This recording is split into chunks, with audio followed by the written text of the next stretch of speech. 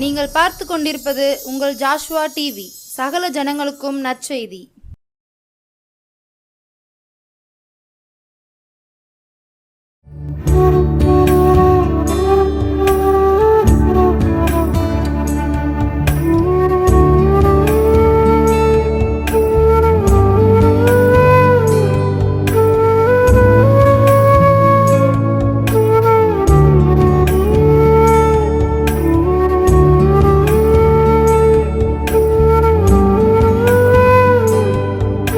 இயேசுவின் அரவணைக்கும் ஊழியங்கள் சார்பாக இயேசுவின் அரவணைக்கும் நேரம் நிகழ்ச்சிக்கு உங்களை அன்போடு வரவேற்கிறோம்.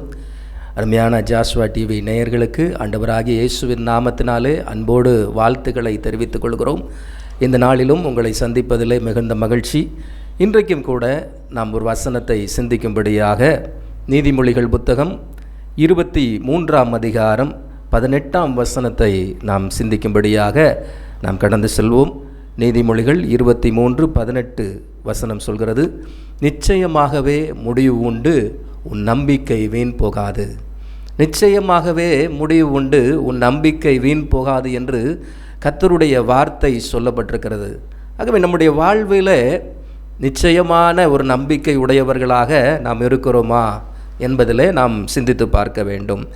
ஆகவே நம்முடைய நம்பிக்கைக்கு ஒரு முடிவு உண்டு என்று கர்த்தர் சொல்கிறார்.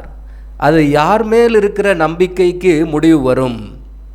இந்த உலகத்தின் மனிதர்களை நம்பி இருக்கிறதுனால் வருமா, அல்லது பல நம்பிக்கைகளில் நாம் நிறைந்திருக்கிறதுனால நம்முடைய வாழ்க்கையில் வெற்றி வருமா என்பது பார்த்தோமானால், வேதத்தில் ஆண்டவர் சொல்லுகிற ஒரு வார்த்தை, நிச்சயமாகவே முடிவு உண்டு, உன் நம்பிக்கை வீண் போகாது. அல்லேலூயா. ஆண்டவராகிய தேவன் நமக்கு சொல்லுகிற ஒரு வார்த்தை, நிச்சயமாகவே முடிவு உண்டு. இன்றைக்கு ஆண்டவருடைய பிள்ளைகளாகிய நாம் யார் மீது நம்முடைய நம்பிக்கையை வைத்திருக்கிறோம்? ஆண்டவராகிய இயேசுவின் மீது நம்முடைய நம்பிக்கை இருக்கிறதா என்பதை நாம் சிந்தித்து பார்க்க வேண்டும். அல்லேலூயா. பாருங்கள், பழைய ஏற்பாட்டின் நாட்களில் ஒரு தேவ மனிதன், ஆபிரகாம் என்ற ஒரு தேவ மனிதன், தான் நம்புவதற்கு ஏதுவில்லாதிருந்தும் கர்த்தரை நம்பினான் என்று சொல்லி ரோமர் 4ஆம் அதிகாரம் 18ஆம் வசனத்தில் நாம் பார்க்கிறோம். எனக்கு அருமையான தேவ பிள்ளைகளே, இந்த ஆபிரகாமுடைய வாழ்க்கையில் ஆண்டவராகிய தேவன் வாக்கு கொடுத்தார், உனக்கு ஒரு சந்ததியை நான் உண்டாக்குவேன், நீ திரளான ஜாதிகளுக்கு தகப்படாவா என்று சொல்லி ஆண்டவர் வாக்கு கொடுத்து விட்டார். ஆனால் பாருங்க, அந்த வாக்கு தத்தம் நிறைவேறுவதற்கு காலதாமதம் எடுத்தது. ஆனாலும் அத்தனை சூழ்நிலைகளிலும் அந்த வார்த்தையை அவன் விசுவாசித்திருந்தான். அந்த வார்த்தையின் மீது நம்பிக்கை கொண்டிருந்தவனாக இந்த ஆபிரகாம் இருந்தான்.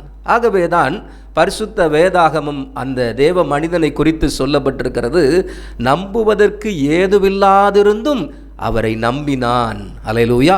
இன்றைக்கும் கர்த்தருடைய பிள்ளைகளாகிய நாம் ஆண்டவர் மீது வைக்கிற நம்பிக்கை, இன்னும் என் வாழ்க்கையில் இந்த காரியம் நிறைவேறவில்லையே, இன்னும் வீடு கட்டவில்லையே, இன்னும் திருமண காரியங்கள் நடைபெறவில்லையே, குழந்தைக்காக காத்திருக்கிறோமே, இன்னும் கிடைக்கவில்லையே என்று சொல்லி பல ஏக்கத்தோடு பல கேள்விகளோடு இந்த தொலைக்காட்சி முன்பதாக நீங்கள் அமர்ந்திருக்கலாம். ஆனால் கர்த்தருடைய வார்த்தை உங்களை பார்த்து தான் சொல்கிறது, நிச்சயமாகவே முடிவு உண்டு, உன் நம்பிக்கை வீண் போகாது. என கருமையான தேவ பிள்ளைகளே, இந்த நிகழ்ச்சியை நீங்கள் எந்த சூழ்நிலையில் என்று பார்க்கிறீர்களோ எனக்கு தெரியாது.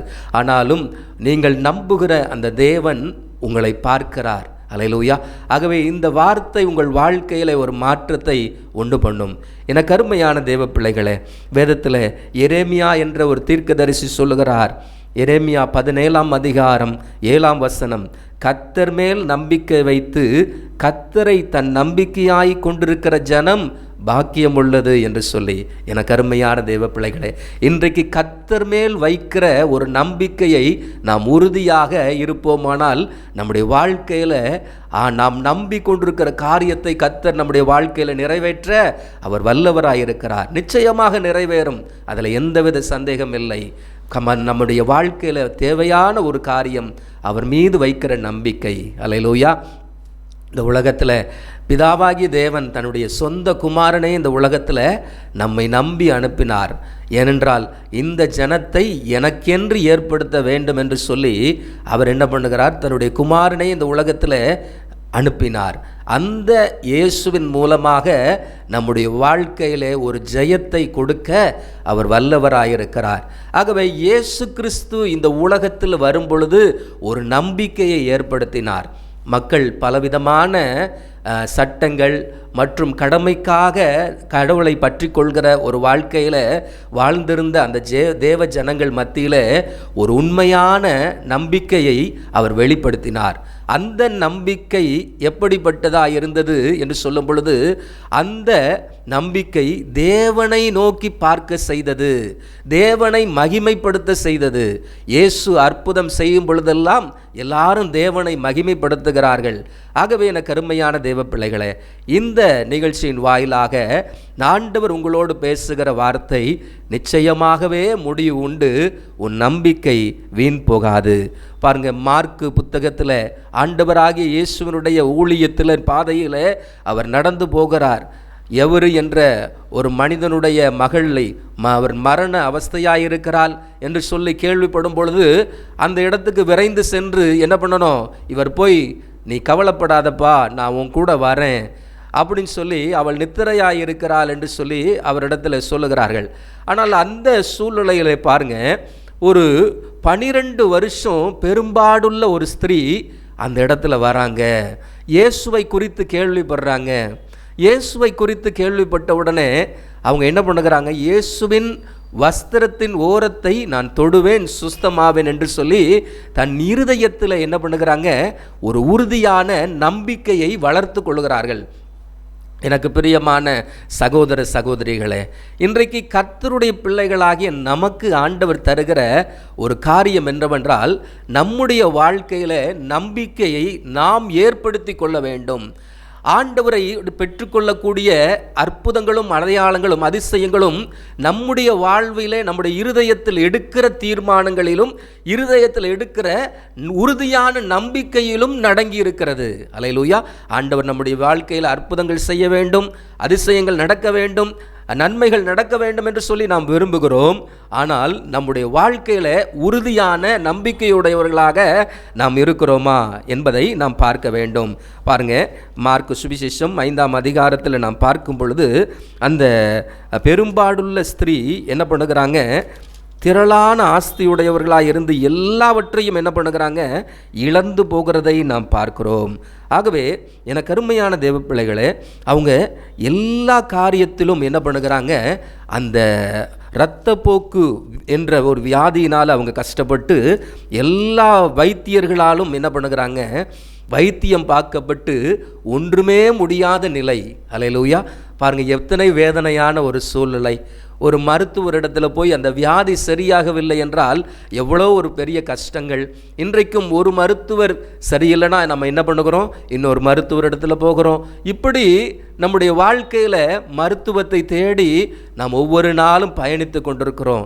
எனக்கு அருமையான தேவ பிள்ளைகளே, அன்றைக்கு இந்த ஸ்திரீயும் அப்படி தான் என்ன பண்ணுகிறாங்க, ஒவ்வொரு நாளும் என்ன பண்ணுகிறாங்க, மருத்துவர்களிடத்தில் போகிறாங்க. அவங்களை குறித்து வேதம் சொல்கிறது. மார்க்கு சுவிசேஷம் 5ஆம் அதிகாரம் 25, 26 வசனத்தை உங்களுக்காக நான் வாசிக்கிறேன். அப்பொழுது 12 வருஷமாய் பெரும்பாடுள்ள ஒரு ஸ்திரீ அநேக வைத்தியர்களால் மிகவும் வருத்தப்பட்டு, பாருங்க, அநேக வைத்தியர்களால் மிகவும் வருத்தப்பட்டு, அப்போ எல்லா வைத்தியத்தையும் பார்த்து அவங்க சொல்லுகிற முடிவெல்லாம் எப்படி இருக்கிறது, இது சரியாகாது, இதற்காக இன்னொரு வைத்தியரிடத்தில் செல்லுங்க, இன்னொரு ஸ்பெஷலிஸ்ட் செல்லுங்க. இப்படி என்ன பண்ணுகிறாங்க, மாறி மாறி அவங்க அலக்களிக்கிறதை பார்க்கிறோம். இதை பார்த்து கொண்டிருக்கிற அருமையான தேவ பிள்ளைகளே, இன்றைக்கும் கூட இது போன்ற ஒரு சூழ்நிலையில் நான் அநேக வைத்தியர்னால அநேகருடைய மருத்துவத்தின் ரிப்போர்ட் எப்படி இருக்கிறது, நெகட்டிவான ஒரு சூழ்நிலையில், எதிர்மறையான ஒரு சூழ்நிலையில் நம்மை கவலைக்குள்ளாக ஆழ்த்துகிறதா இருக்கிறதா. பாருங்க, அந்த ஸ்திரீ செய்கிற ஒரு காரியத்தை பாருங்க. அவங்க அநேக வைத்தியர்களால் மிகவும் வருத்தப்பட்டு தனக்கு உண்டானவைகளையெல்லாம் செலவழித்தும் சற்றாகிலும் குணமடையாமல், என்ன பண்ணுகிறாங்க, அதிக வருத்தப்படுகிற பொழுது, அப்போ இந்த சூழ்நிலையில் பார்க்கும் பொழுது தனக்கு உண்டான எல்லாவற்றையும் செலவழித்தார்கள். அப்போ தங்களுக்கு இருக்கிற ஆஸ்திகள், நிலங்கள் எல்லாவற்றையும் விட்டு இந்த மருத்துவத்திற்காக செலவு பண்ணுகிறார்கள். காரணம், இந்த வியாதி எப்படியாவது போயிடணும். இப்படிப்பட்ட பலகீனத்தோடு நாம் என்ன பண்ண முடியாது, பொது வீதியில் நடக்க முடியாது, ஒரு நல்ல இடத்துக்கு நாம் போய் அந்த ஃபங்க்ஷனில் கலந்து கொள்ள முடியாது.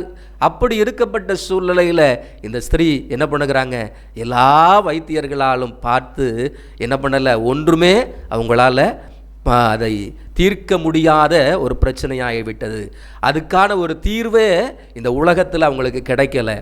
மாறாக அவங்க என்ன பண்ணுகிறாங்க, இயேசுவை குறித்து கேள்விப்பட்டார்கள். 27ஆம் வசனம் சொல்கிறது, இயேசுவை குறித்து கேள்விப்பட்டு நான் அவருடைய வஸ்திரத்தை ஆகிலும் தொட்டால் சொஸ்தமாவேன் என்று சொல்லி அவங்க என்ன பண்ணுகிறாங்க, முதலாவது அவங்க தனக்குள்ளாக ஒரு தீர்மானத்தை எடுக்கிறாங்க.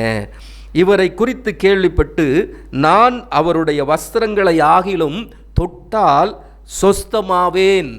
அப்போது உள்ளத்தில் ஒரு தீர்மானத்தை எடுத்துட்டாங்க.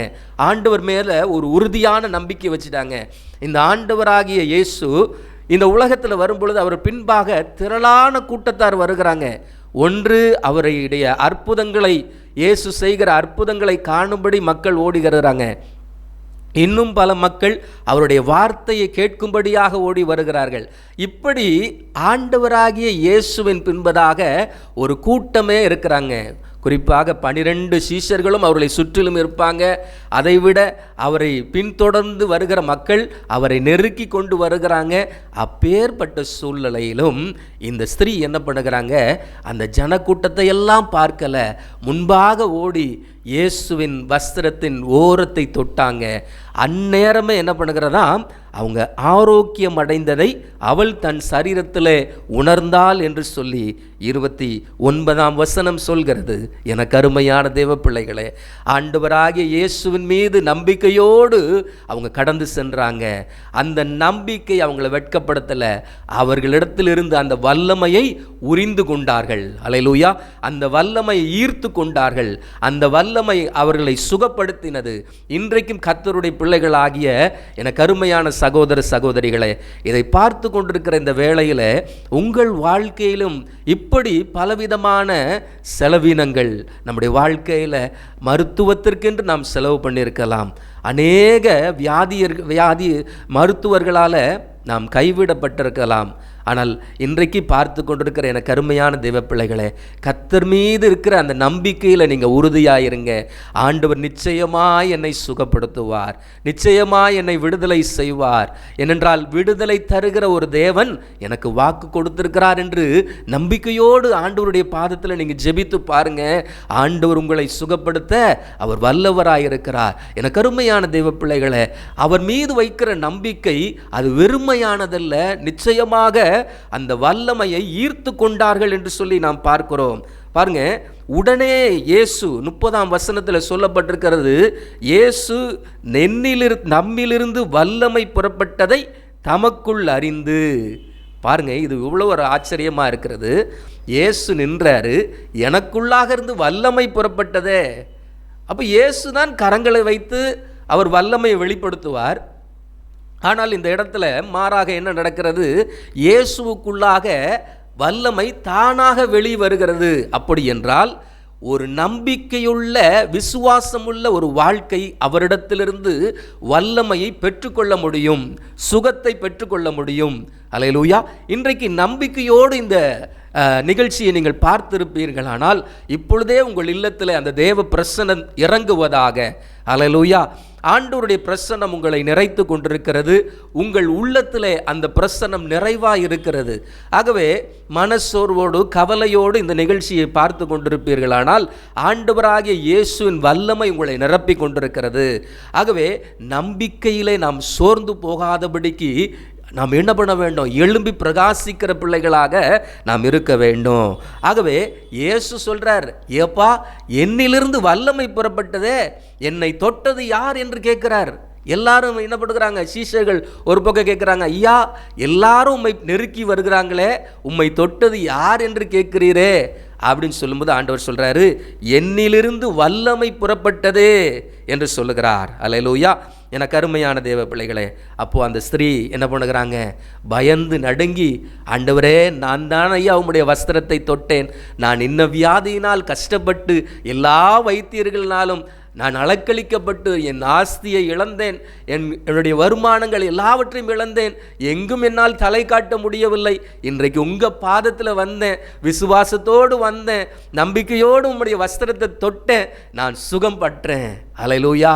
அப்போ ஆண்டவர் சொல்கிறாரு அவங்கள பார்த்து 34ஆம் வசனத்தில், அவர் அவளை பார்த்து, மகளே உன் விசுவாசம் உன்னை ரட்சித்தது, நீ சமாதானத்தோடு போய் உன் வேதனை நீங்கி சுகமாயிரு என்றார். எனக்கு அருமையான தேவ பிள்ளைகளே, இதை பார்த்து கொண்டிருக்கிற உங்கள் வாழ்க்கையிலும் ரட்சிப்பை தருகிற ஒரு தேவன் நம்முடைய தேவனாக இருக்கிறார். ஆகவே இதை எந்த சூழ்நிலையிலிருந்து பார்க்கிறீர்களோ, ஆண்டவருடைய சமூகத்தில் நம்பிக்கையோடு, ஆண்டவரை இந்த வேளையில் நான் நம்புகிற நேசப்பா, உம்மை நம்புகிற நேசப்பா, உம்மால் தான் எனக்கு விடுதலை உண்டு. சங்கீதக்காரன் சொல்கிறார் அல்லவா, நான் நம்புகிறது அவராலே வரும்.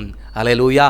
அவரால் நமக்கு நம்பிக்கை, நம்முடைய நம்பிக்கை ஆண்டவராகி இயேசுவாக இருக்க வேண்டும்.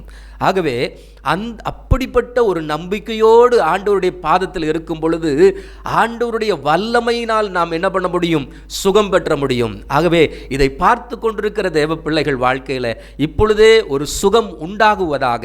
ஹல்லேலூயா. எனக்கு அருமையான தேவ பிள்ளைகளை, அப்போ கர்த்தர் பாருங்க, ஒரு ஸ்திரீ என்ன பண்ணுகிறாங்க, பெரும்பாடோடு அவங்க ஆசிகளெல்லாம் இழந்து அத்தனை விதமான கஷ்டங்களோடு தவிக்கிற நேரத்தில் அவங்க என்ன பண்ணுகிறாங்க, ஆண்டவர் இயேசு போய் அவங்கள தொடலை, இவர்கள் போய் என்ன பண்ணுகிறாங்க, ஆண்டவராகி இயேசுவை தொட்டு சுகம் பெறுகிறார்கள். எனக்கு அருமையான தேவ பிள்ளைகளை, அநேக நேரங்களில் ஆண்டவர் தான் எனக்கு சுகத்தை வந்து என் பக்கத்தில் தரணும் அப்படின்னு நினைக்கிறோம். ஆனால் நமக்கான ஒரு வேலையை நாம் என்ன பண்ண வேண்டும், செய்து கொள்ள வேண்டும். நம்முடைய வாழ்க்கையில் விசுவாசத்தை வளர்த்து கொள்ள வேண்டும். ஒரு பக்தன் சொல்லுகிறார், ஆண்டவரே என் அவிசுவாசம் நீங்கும்படி நீங்கள் என்ன பண்ணுங்க, எனக்காக வேண்டிக் கொள்ளுங்க, எனக்கு உதவி செய்யுங்க என்று சொல்லுகிறார். அல்லேலூயா.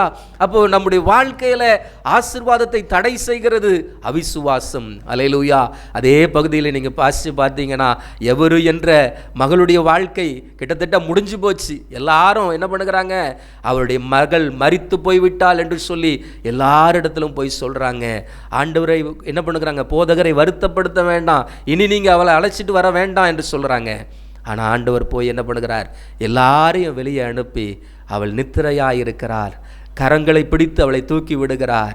மகளே எழுந்திரு, அவள் சுகமாய் எழுந்தாள். எனக்கு அருமையான தெய்வ பிள்ளைகளை, இதை பார்த்து கொண்டிருக்கிற அருமையான ஜாஷுவா டிவி நேர்வைகளுக்கு ஆண்டவராகிய இயேசுவின் நாமத்தினால சொல்லுகிறேன், நீங்கள் நம்பிக்கையோடு ஆண்டவருடைய பாதத்தில் வாங்க. ஆண்டவர் உங்களை கைவிட மாட்டார். நிச்சயமாகவே முடிவு உண்டு. உன் நம்பிக்கை வீண் போகாது. ஆகவே அன்றைக்கு அந்த ஸ்திரீ இயேசுவை நோக்கி வந்தாங்க, அந்த எவிரு இயேசுவை நோக்கி வந்தாங்க. அவங்களுடைய முடிவு வாழ்வாக இருந்தது தவிர மரணம் அல்ல. அல்லேலூயா.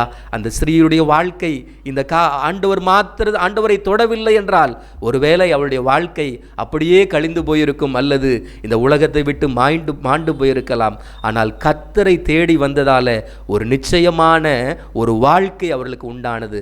இதை பார்த்து கொண்டிருக்கிற அருமையான தேவ பிள்ளைகளே, நாம் யாவரும் கண்களை மூடி ஆண்டவரை நோக்கி பார்ப்போம். உங்களுக்காக நான் ஜெபிக்க விரும்புகிறேன். எனக்கு அன்பின் பரலோக பிதாவே, இந்த நல்ல வேளைக்காக உமக்கு நன்றி செலுத்துகிறேன் அப்பா. ஆண்டவரே கர்த்தாவே, இவ்வளவு நேரம் உடைய சமூகத்தில் நம்முடைய வார்த்தையை கேட்டுக்கொண்டிருக்கிற அருமையான நேயர்களுக்காக ஸ்தோத்திரம். ஒவ்வொரு சகோதர சகோதரிகளுக்காக நாங்கள் ஜெபிக்கிறோம் ஐயா. சிறு பிள்ளைகளுக்காக ஜெபிக்கிறோம். ஆண்டவர் தாமே ஒவ்வொருவரையும் நீர் தொடுவீராக. நம்பிக்கையற்ற சூழ்நிலையில் தவித்து கொண்டிருக்கிற பிள்ளைகள் வாழ்க்கையில் உம்முடைய பிள்ளைகள் இருதயத்தில் ஒரு புதிய நம்பிக்கைகள் ஊற்றப்படுவதாக. இயேசுவின் வல்லமை இப்பொழுதே இறங்க இறங்கட்டும். ஆண்டவரே, திருமண தடைகள் இயேசுவின் நாமத்தினாலே மாறி போகும்படியாக ஜெபிக்கிறோம் அப்பா. ஆண்டவரே, இந்த ஆண்டிலே உம்முடைய பிள்ளைகள் வாழ்க்கையில் ஆண்டவரே இழந்த காரியங்கள் கைகூடி வர பண்ணுவீராக. ஆண்டவரே, பலகீனமாக படுத்த படுக்கையில் இருக்கிற பிள்ளைகளை ஆண்டவரே நீர் தூக்கி எழுப்பி விடுவீராக. ஆண்டவரே, எழுந்து நடப்பார்களாக. இயேசுவின் நாமத்தினாலே, இயேசுவின் நாமத்தினாலே கட்டிகள் மறைவதாக. இன்றைக்கு எத்தனை கேன்சர் கட்டிகளினால் பாதிக்கப்பட்டு இந்த நிகழ்ச்சியை பார்த்து கொண்டிருக்கிறார்களோ, இப்பொழுதே இயேசு கிறிஸ்துவினுடைய வல்லமை, உயிர்த்தெழுந்த இயேசுவின் வல்லமை அந்த இல்லத்தில் இறங்குவதாக. அந்த சரீரத்தில் இயேசுவின் வல்லமை இறங்குவதாக. ஒரு புதிய பலனை பெற்று சுகமடைவார்களாக என்று சொல்லி ஜெபிக்கிறேன். ஹல்லேலூயா. உம்முடைய நாமம் மகிமைப்படுவதாக. இன்னும் ஆண்டவரே, குழந்தை பாக்கியத்திற்காக ஜெபித்து கொண்டிருக்கிற தேவ பிள்ளைகளுக்காக, என்னுடைய வாழ்க்கையில் இந்த ஆண்டாவது ஒரு குழந்தை பாக்கியம் கிடைக்காதா என்று சொல்லி ஏக்கத்தோடு பார்த்து கொண்டிருக்கிற அருமையான தேவ பிள்ளைகளுக்காக உம்முடைய பாதத்தில் ஜெபிக்கிறோம் ஆண்டவரே. ஆண்டவரே, கர்த்தர் ஆண்டவரே கர்ப்பத்தை ஆண்டவரே அடைத்த கர்ப்பங்கள் இயேசுவின் நாமத்தினாலே திறக்கப்படுவதாக. ஒரு புதிய துவக்கம் இந்த ஆண்டிலே துவக்கப்படும்படியாய் உம்முடைய பாதத்தில் ஜெபிக்கிறோம் ஐயா. ஹல்லேலூயா. உமக்கு நன்றி செலுத்துகிறோம் ஐயா.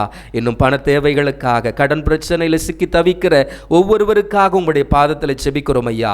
ஆண்டவரே, உம்முடைய பிள்ளைகள் வாழ்க்கையில் கடனை அடைக்கக்கூடிய வழிகளை என் ஆண்டவர் திறந்து கொடுப்பீராக.